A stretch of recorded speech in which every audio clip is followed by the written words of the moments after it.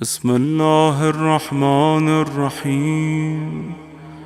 السلام عليكم يا أهل بيت النبوة وموضع الرسالة ومختلف الملائكة ومهبط الوحي ومعدن الرحمة وخزان العلم ومنتهى الحلم وأصول الكرم وقادة الأمم وأولياء النعم وعناصر الأبرار ودعائم الأخيار وساسة العباد وأركان البلاد وأبواب الإيمان وأمناء الرحمن وسلالة النبيين وصفة المرسلين وعترة خيرة رب العالمين ورحمة الله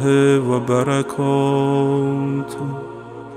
السلام على أئمة الهدى ومصابيح الدجى وأعلام التقى وذوي النهى وأولي الحجى وكهف الورى وورثة الأنبياء والمثل الأعلى والدعوة الحسنى وحجج الله على أهل الدنيا والآخرة والأولى ورحمة الله وبركاته.